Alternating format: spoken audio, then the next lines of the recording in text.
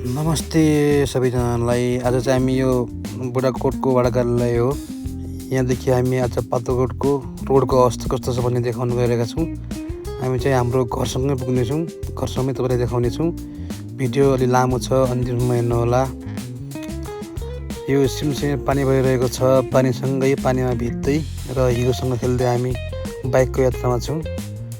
यो अन्तिमसम्म हेर्नुहोला भिडियो। बाटो कस्तो छ, के छ भनेर हेर्नुहोला। बाटो कतिको हुँदैछ हाम्रो गाउँतिरको। जसलाई आफ्नो गाउँको माया हुनेहरूले सेयर र लाइक पनि गर्नुहोला। हामी चाहिँ चामधारा पुग्न लाग्यौँ, पुगिसक्यौँ। हामी चामधारा पुग्नै छौँ। पहिला धारो हुन्थ्यो र धारोमा पानी खान्थ्यो, अहिले चाहिँ त्यहाँ वाल बढेको छ। अलि कतै बाटो फराकिलो छ भने कतै वाल हाल्ने कार्यक्रम चालु छ। फराकिलोसँगै कतै वाल कतै डिपिसी हाल्ने काम भइरहेको छ। अनि बाटोमा हिँड्दै जाँदा बाटोमा कामदारहरू काम गरिरहेको अवस्था छ भने कुनै ठाउँमा बाटो साँघुरो भएको, कुनै ठाउँमा हिलाम्य भएको अवस्था छ। हामी चाहिँ अब बाथला पुग्ने रेखामा छौँ। बाथला पुगिसक्यौँ। हामी बाथला लगभग पुग्ने अवस्थामा छौँ। यो बाथला भन्ने ठाउँ हो।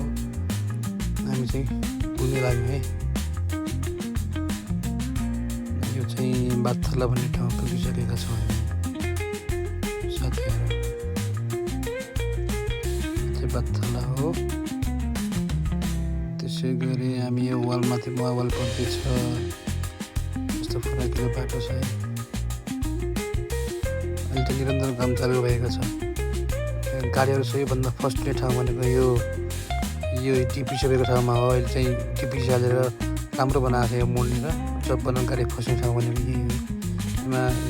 यसमा बर्खामा धेरै गाह्रो हुन्थ्यो, अहिले चाहिँ सहज बनाएको छ।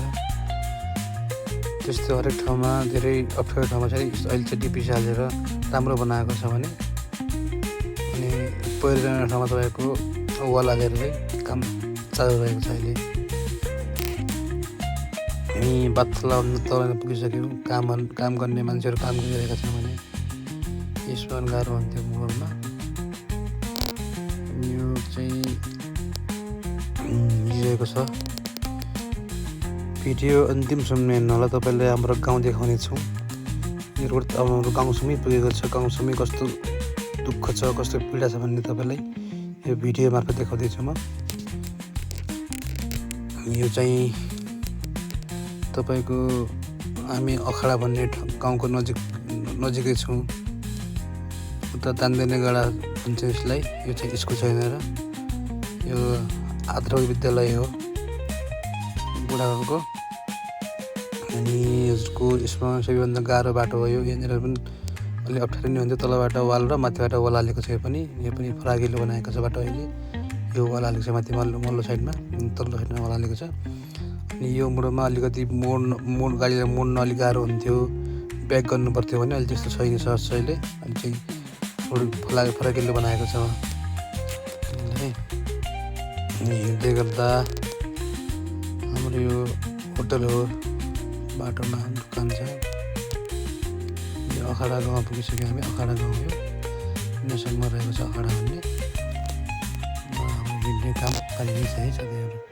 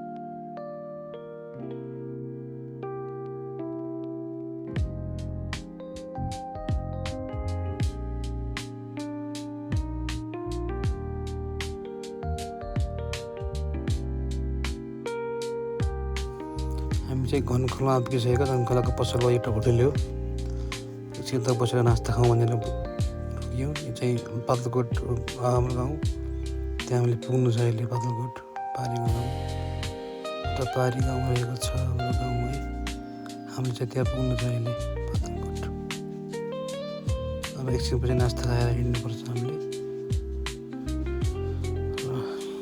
ल साथीहरू नास्ता खाएर हामी हिँडिसक्यो त्यहाँबाट घनखोलाबाट अब घनखोलाबाट बाग्राकोटसम्मको यात्रा जारी नै छ अन्तिमसम्म हेर्नुहोला लाइक सेयर गर्नुहोला मन परेपछि तपाईँलाई हामी हाम्रो गाउँको अवस्था हाम्रो बाटोको अवस्था हाम्रो व्यथा कथाको लागि बनाएको भिडियो हो तपाईँले पनि हेरेर साथ दिनुहोला साथ सुझाव दिनुहोला भन्ने आशा गर्दछु ल हेर्नु सबै ठाउँको लोकेसन सबै ठाउँको नाम राखेर देखाएको छ तपाईँले पुरा भिडियो हेर्नु होला है